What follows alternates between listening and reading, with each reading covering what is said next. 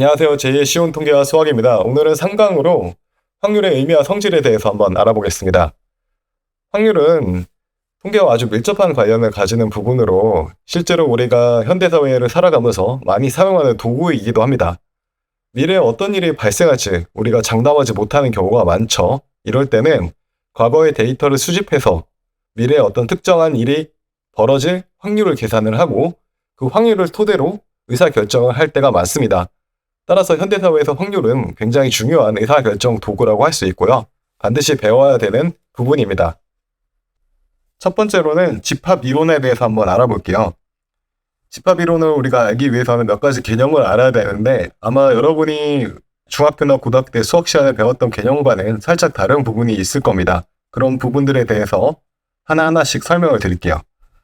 우선 실험이란 개념에 대해서 먼저 아셔야 돼요. 실험이란 어떤 행동을 했을 때 여러 가능한 결과 중 하나가 나오는 것을 의미하고요. 결과를 사전에 알 수는 또 없어야 합니다. 즉 실험은 두 가지 요건을 가지고 있어야 되는데 어떤 결과를 가져오는 것, 그리고 대신에 결과를 사전에 알 수는 없는 것.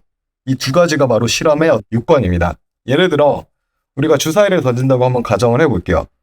주사위를 던지면은 눈이 1이 나오든 2가 나오든 어떤 결과를 가져오죠. 단 어떤 눈이 나올지 미리 알 수는 없죠. 따라서 주사위 한번 던지기는 실험의 요건을 갖추었다고 우리가 얘기를 할 수가 있어요. 또 다른 예시로 야구에서 투수가 타자를 상대하는 경우를 들어볼게요. 이것도 마찬가지로 아웃이든 안타든 어떤 결과를 가져오는 행위죠. 또한 결과를 미리 알 수 없다는 점에서 실험의 요건을 갖춘 예시라고 할 수 있습니다. 두 번째로는 표본 공간에 대해서 한번 알아보겠습니다. 표본 공간이란 하나의 실험에서 발생할 수 있는 모든 가능한 결과들의 집합을 의미합니다. 우리가 예전에 집합을 배울 때 아마 전체 집합이라는 단어를 한번 들어보셨을 거예요. 그림으로 이렇게 표기하는 경우가 있었죠. 이게 전체 집합이고 이게 사건 A고 이게 집합 A고 집합 B고 이런 식으로 표현하는 거를 본 적이 있으셨을 텐데 이 전체 집합에 해당되는 부분이 바로 표본 공간이에요. 표본 공간은 가능한 모든 결과를 원소로 가지고 있습니다. 예를 들어 주사위를 한 번 던지는 실험을 했을 때 표본 공간은 모든 가능한 결과 1, 2, 3, 4, 5, 6을 원소로 가지는 집합 S가 됩니다. 표본 공간은 일반적으로 S라고 표기를 합니다. 참고하시고요. 또 야구에서 타자가 타석에 들어서서 투수를 상대했을 때 표본 공간은 무엇일까요? 가능한 모든 결과들을 원소로 가지고 있어야 되죠. 그래서 제가 한번 다 써봤어요. 아웃, 1루타, 2루타, 3루타, 홈런, 볼넷, 몸에 맞는 공, 실책, 야수 선택. 이렇듯 발생할 수 있는 모든 결과를 원소로 가지는 집합을 우리는 표본 공간이라고 부르고 기호로는 S라고 표기를 합니다. 그리고 추가로 알아두시면 좋은 개념이 표본점이라는 개념인데요. 표본 공간 S의 개별 원소 하나하나를 의미합니다. 예를 들어 주사위 던지기의 경우 표본 공간을 이루고 있는 각 원소 1, 2, 이 개별 원소 하나하나가 바로 표본점이라고 우리가 부릅니다. 표본점은 원소의 개념이라는 걸 꼭 기억해 두시고요. 네, 다음으로는 사건에 대해서 한번 알아보겠습니다. 사건이란 표본 공간 S의 부분 집합으로 특정 조건을 만족하는 결과들의 모임을 의미합니다. 자, 예시를 한번 들어볼게요. 주사위를 한번 던졌는데 짝수가 나오는 사건을 우리가 A라고 한번 정의를 내려볼게요. 네, 주사위의 눈에서 짝수는 어떤 숫자가 있죠? 2, 4, 6이 있죠.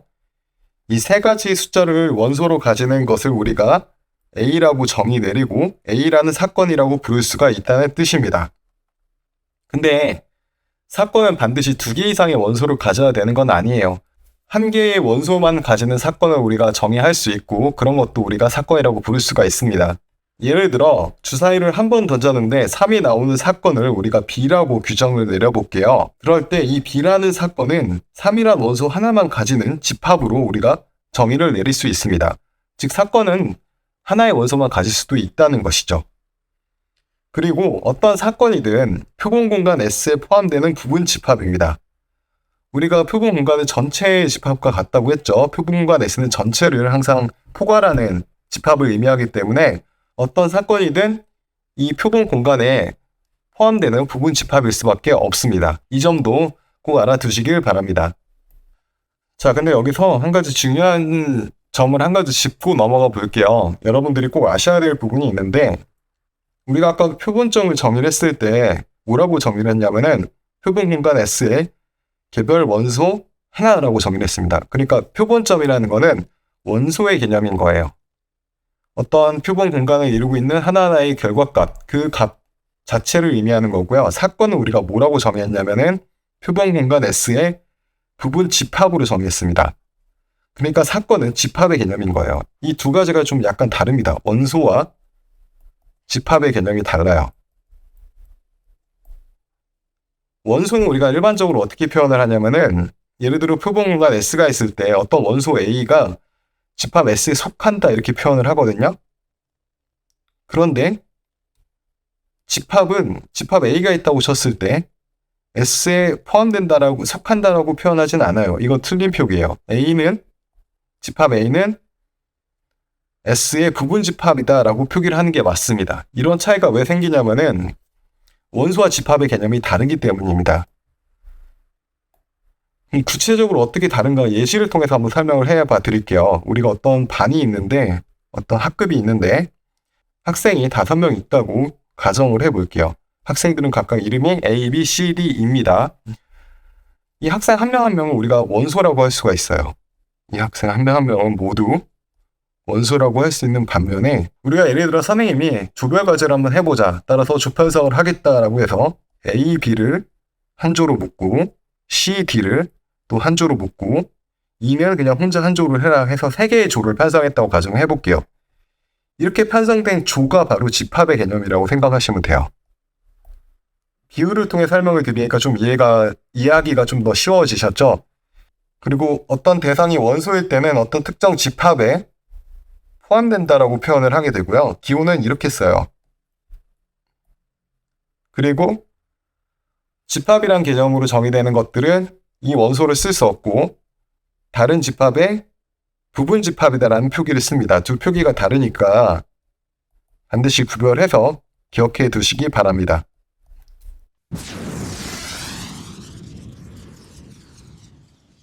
네, 다음으로는 부분 집합에 대해서 한번 알아보겠습니다.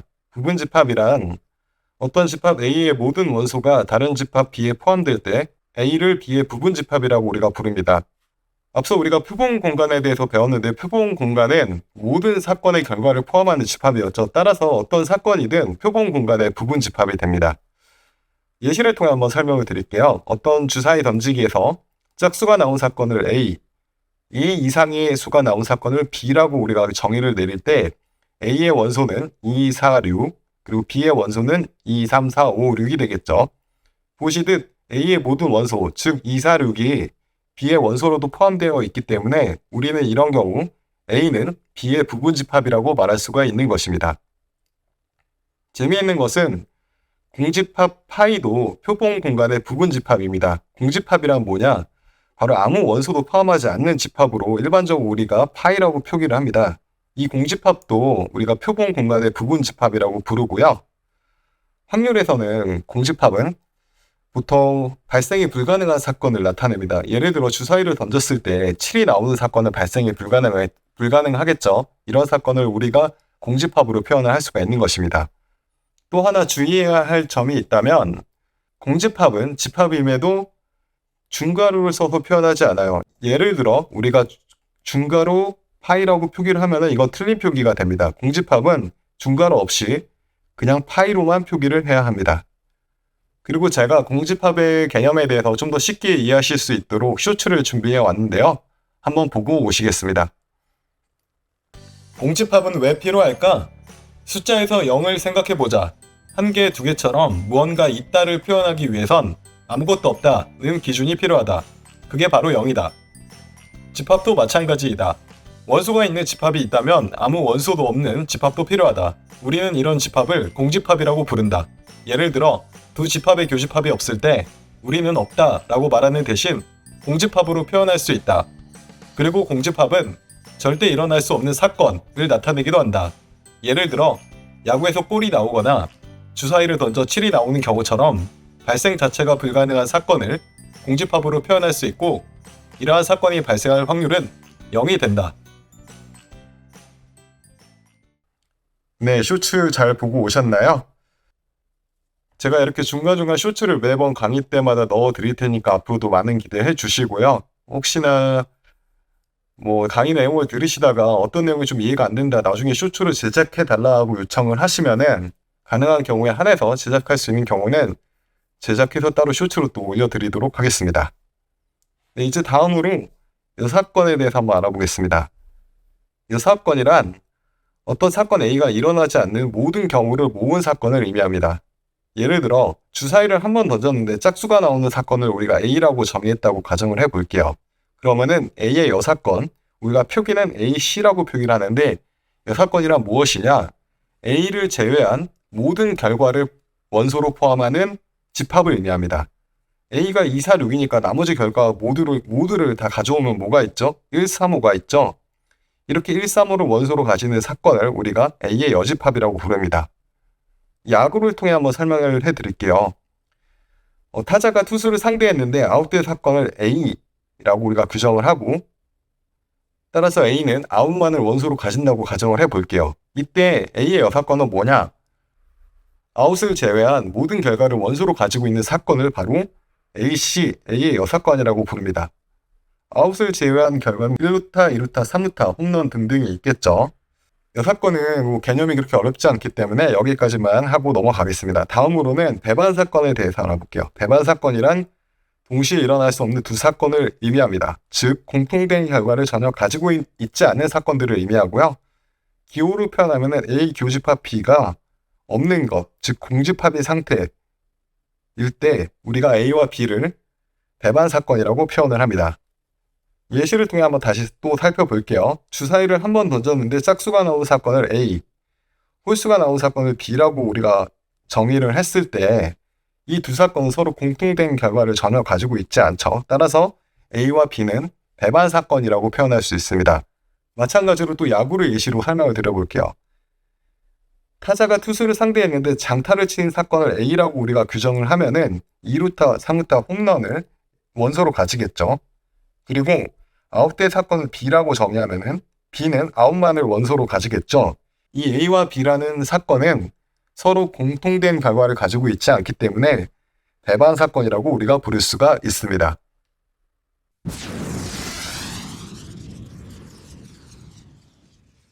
네, 다음으로는 확률에 대해서 한번 알아보겠습니다.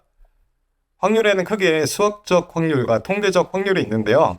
여러분들이 일상생활에서 어떤 추론을 하다 보면은 이 두 가지 방식을 모두 사용하게 됩니다. 따라서 설명을 듣다 보시면은 그렇게 어렵지는 않을 거예요. 먼저 수학적 확률에 대해서 한번 설명을 드리겠습니다. 어떤 시행의 결과가 유한계이고 각 표본점이 일어날 확률이 같을 것이라고 기대될 때 표본 공간 S에서 사건 A가 일어날 수학적 확률은 아래와 같다고 정의한다. 여기서 PA는 사건 A가 벌어질 확률을 의미하고요. PA는 NS분의 NA인데 NS는 표본 공간 S의 원소의 개수, 그리고 NA는 사건 A의 원소의 개수를 의미합니다.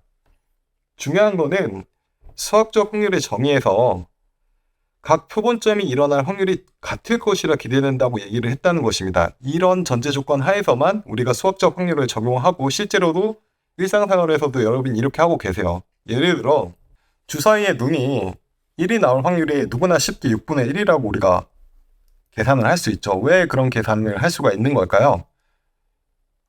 여러분들 모두가 주사위의 각 눈이 나올 확률이 동일하다고 가정을 하고 있기 때문이에요. 그래서 주사위의 경우 총 경우의 수, 즉 원소의 개수가 6개이고 1이라는 결과가 나올 경우의 수는 1개, 즉 원소의 개수가 1개이기 때문에 6분의 1이라고 쉽게 계산을 할 수가 있는 것이죠.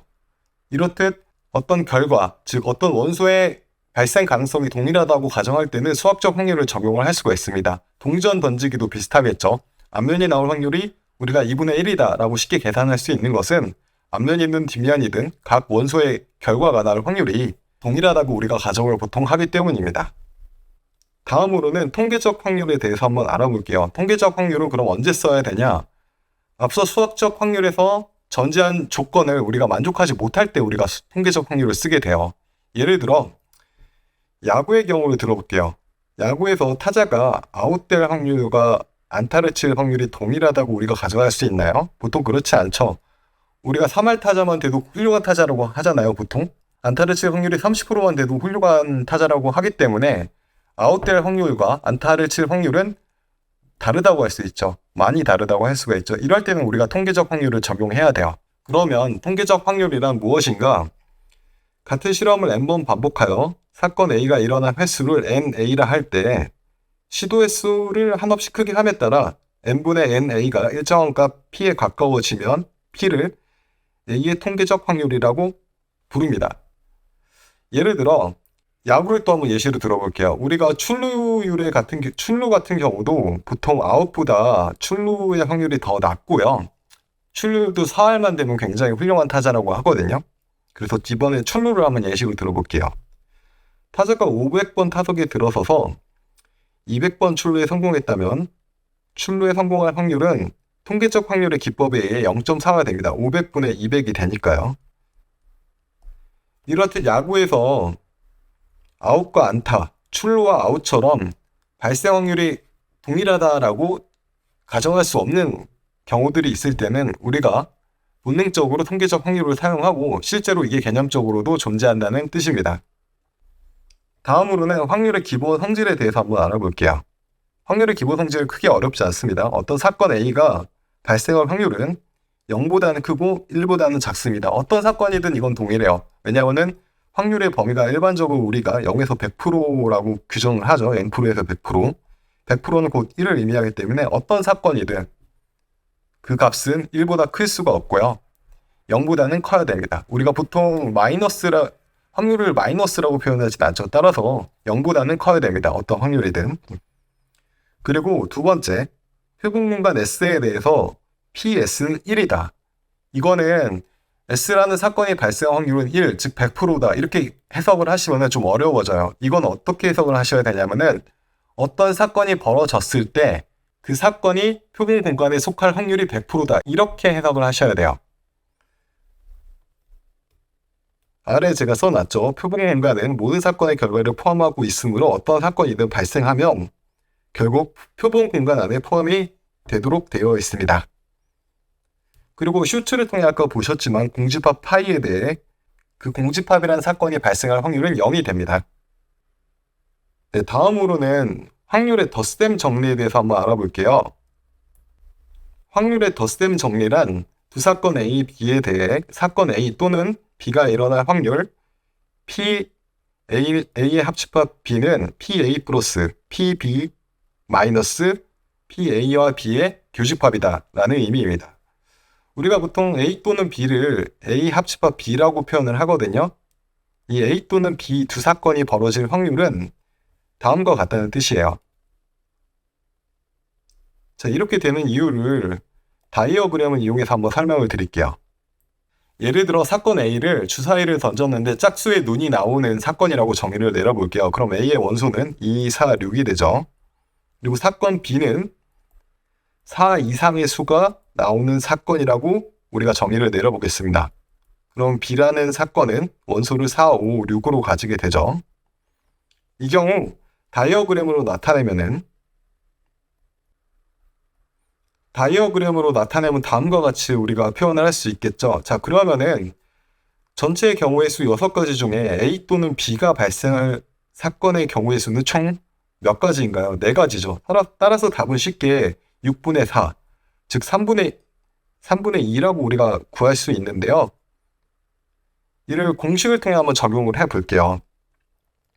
P, A 합집합 B는 PA 플러스 PB 빼기 PA 교집합 B가 되고 PA는 원소의 개수가 몇 개죠? 3개이기 때문에 발생 확률은 6분의 3, 즉 2분의 1이 됩니다. B가 발생할 확률 PB도 마찬가지로 원소의 개수가 3개이기 때문에 발생할 확률은 2분의 1이 되고요. 이 두 개만 단순히 더한다면 확률이 1이 돼서 틀린 결과가 나오게 되죠. 우리가 반드시 빼줘야 될 부분이 A와 B의 교집합인데요. A 또는 B가 일어날 확률을 구하는 과정에서 A와 B만 더한다면 이 교집합 부분이 중복이 되기 때문이에요. 따라서 중복된 부분을 제거해준다는 의미에서 A와 B의 교집합을 빼줘야 되고요.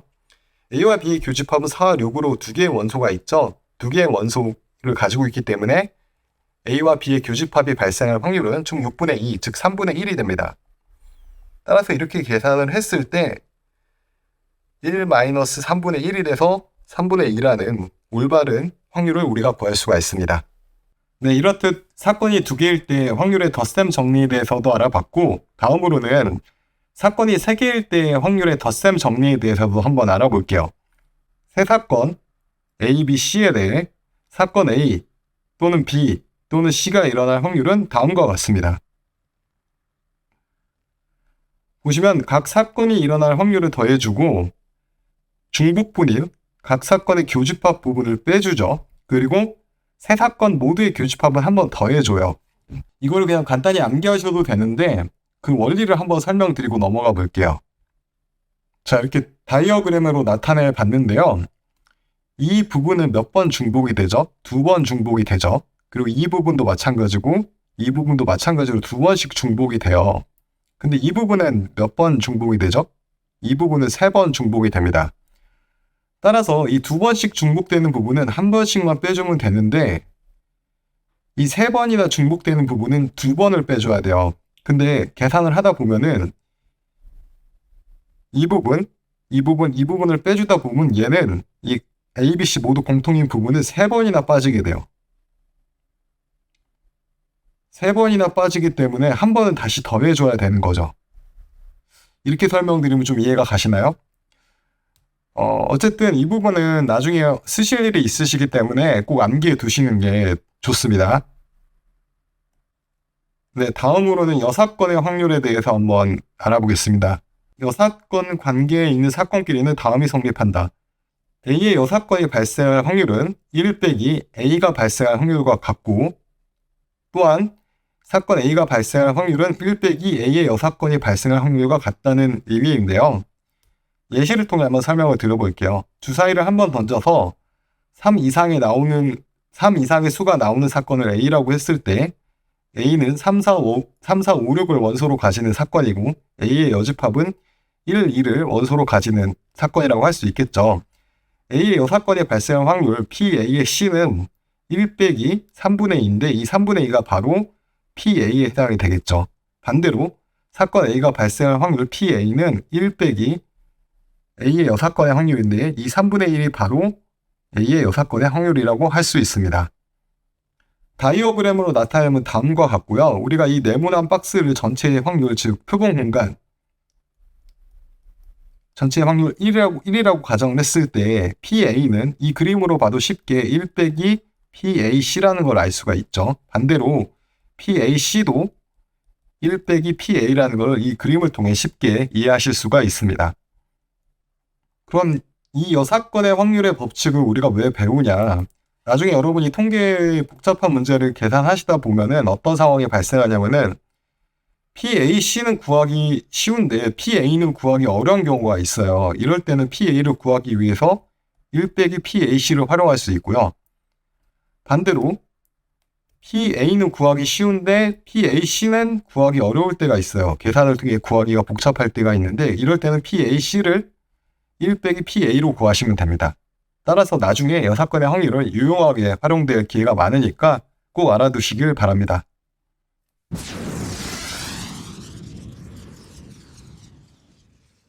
네, 다음으로는 마지막으로 연습 문제를 한번 풀어보겠습니다. 1번 문제입니다. A와 B라 불리는 두 개의 주사위를 동시에 던질 때 A 주사위에서 나온 눈을 X, B 주사위에서 나온 눈을 Y라고 하자. 이때 X 플러스 2Y는 5가 될 확률을 구하라. 자, 일단은 우리가 확률을 구할 때 총 경우의 수가 몇 가지인지 먼저 알아야 돼요. 특히 주사위 문제는 우리가 각 눈이 나올 확률이 동일하기 때문에 보통 수학적 확률을 이용해 계산을 하고요. 아까 설명을 드렸겠지만 수학적 확률이랑 총 경우의 수분에 어떤 특정 사건이 발생할 경우의 수를 의미한다고 했죠. 따라서 먼저 총 경우의 수를 구해야 됩니다. 주사위를 하나 던졌는데 그게 1이 나오고 두 번째 주사위가 1이 나오는 경우도 있겠죠. 그리고 두 번째 주사위가 2, 3, 4, 2, 6이 나오는 경우도 있을 수 있어요. 이렇게 계산을 해 나가다 보면은 주사위를 두 개 던졌을 때 경우의 수는 총 36가지라는 걸 쉽게 알 수가 있습니다. 자, 이 경우를 바탕으로 우리가 한번 문제를 풀어볼게요. 자, 우선 이거는 일일이 어떤 공식이 있지 않고 직접 수작업으로 계산을 해봐야 돼요. 첫 번째 주사위에 눈이 1이 나왔을 때를 한번 계산해 볼게요. 그러니까 x가 즉 1이라는 거죠. x가 1일 때 이 방정식의 조건을 만족하기 위해서는 두 번째 주사위에 눈 y가 얼마가 나와야 되죠? 2가 나와야 되죠. 자, 근데 x가 1일 때 다른 경우에 이 방정식을 만족하는 다른 경우의 수가 존재하나요? 아니요, 존재하지 않습니다. 따라서 일단은 이 경우의 수 하나가 위 방정식을 만족한다고 체크를 해놓고 넘어갈게요. 자, 다음은 x가 2가 나왔을 때입니다. 즉 첫 번째 주사위 a가 2가 나왔을 때 이 방정식을 만족시키는 두 번째 주사위의 눈이 존재하나요? 아니요, 존재하지 않습니다.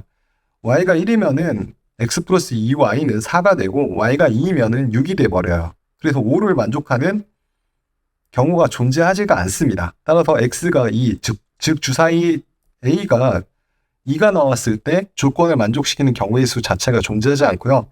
다음으로는 x가 3인 경우로 한번 가정해 볼게요. x가 3일 때 y는 얼마가 나와야 이 방정식을 만족시킬 수 있죠? 1인 경우밖에 없죠. 따라서 우리가 두 가지 경우의 수까지는 이렇게 구했습니다. x가 1이고 y가 2인 경우, x는 3이고 y는 1인 경우, 이 두 가지 경우는 구했는데 x가 4인 경우, 5인 경우, 6인 경우를 다 찾아보면 아시겠지만 이 방정식을 만족시키는 경우의 수는 존재하지 않아요. 따라서 전체 경우의 수 중에 단 두 개의 경우의 수만 이 방정식을 만족시키고, 따라서 x 플러스 2y가 5일 확률은 전체 경우의 수 36분의 그 조건을 만족시키는 경우의 수 두 가지로 계산을 하면 됩니다. 따라서 답은 18분의 1이 되겠네요. 다음으로는 2번 문제를 한번 풀어보겠습니다. 영희는 계단의 중간쯤에 서 있다. 주사위를 던져 짝수가 나오면 그 수만큼 올라가고 홀수가 나오면 그 수만큼 내려간다. 두 번 주사위를 던졌을 때 한 계단 내려갈 확률은? 자, 일단 이 경우도 전체 경우의 수를 알아야겠죠. 우리가 주사위를 2개 던지나 2번 던지나 경우의 수는 똑같아요. 총 경우의 수는 앞선 경우처럼 36가지입니다. 그 다음에 우리가 원하는 조건을 만족시키는 경우의 수가 몇 가지인지를 구해야 돼요. 두 번 주사위를 던졌을 때 한 계단 내려갔다. 그러니까 최종 결과가 마이너스 1일 때를 의미하죠. 자, 우선 짝수가 나오면은 2, 4, 6이 있는데 이거는 이만큼 올라가는 거예요. 그런데 홀수가 나오면은 이만큼은 내려가는 겁니다. 자, 이 양자들을 어떻게 조합했을 때 우리가 마이너스 1을 만들어낼 수가 있죠. 한 계단 내려간다는 건 마이너스 1이라는 의미니까 이렇게 조합이 되면 어떻게 돼요? 2 마이너스 3이니까 마이너스 1이 되죠. 그리고 이 조합도 어때요? 4 마이너스 5니까 마이너스 1이 되죠. 따라서 두 가지 경우의 수가 존재한다는 것을 확인할 수 있습니다. 2와 3, 4와 5가 나온 경우겠죠.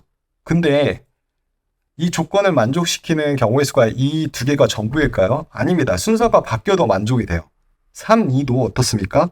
3계단 내려가고 2계단 올라가니까 최종적으로는 한 계단 내려간 상태가 되죠. 마찬가지로 첫 번째 5가 나오고 두 번째 4가 나와도 5계단 내려갔다가 4계단 올라온 거니까 최종 결과는 결국 한 계단 내려간 상태가 되는 거예요. 즉 우리가 원하는 조건을 만족시키는 경우의 수는 총 4가지가 있다는 걸 알 수 있고요. 이 조건을 만족시킬 확률은 전체 경우의 수 36분의 4, 즉 9분의 1이라는 것을 확인할 수 있습니다. 네, 마지막 연습 문제입니다. 어느 학급 전체 학생들을 대상으로 조사한 결과 A 영화를 본 학생은 34%, B 영화를 본 학생은 52%, 두 영화를 모두 본 학생은 16%였다. 두 영화를 모두 안 본 학생은 전체의 몇 프로인지를 구하라. 자, 우선 먼저 알아봐야 될 게 확률의 덧셈 정리인데요. 아까 우리가 배웠죠. A 또는 B 사건이 발생할 확률은 PA 플러스 PB 빼기 PA와 B의 교집합이었죠. 따라서 A 또는 B가 발생할 확률부터 구해볼게요. 영화 A를 본 학생은 34%라고 했으니까 34%, B를 본 학생은 52%, 둘 다 모두 본 학생은 16%입니다. 이를 계산해보면 몇 프로가 나오죠? 둘이 더하면 86%고 16%를 빼주면은 70%가 나오겠네요. 즉 A 또는 B라는 영화를 본 학생은 전체의 70%라는 의미예요. 근데 우리가 구하고자 하는 것은 뭐죠? 두 영화를 모두 안 본 학생들을 의미합니다.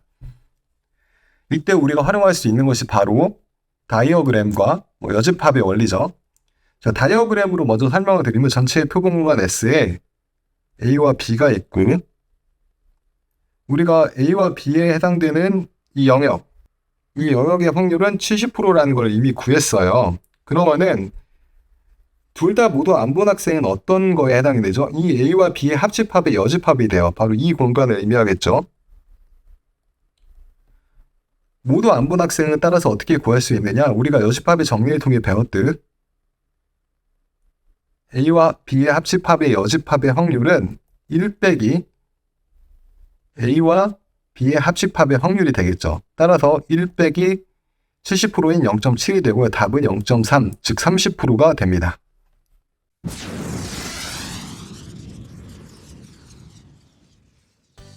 아직은 초반이고 기본기를 다지는 부분이다 보니 다소 지루할 수도 있습니다.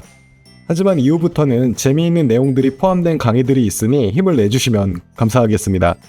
이로써 3강을 마치고 다음 시간에는 조건부 확률과 베이즈 정리로 찾아뵙겠습니다. 구독과 좋아요 부탁드리면서 물러갈게요. 감사합니다.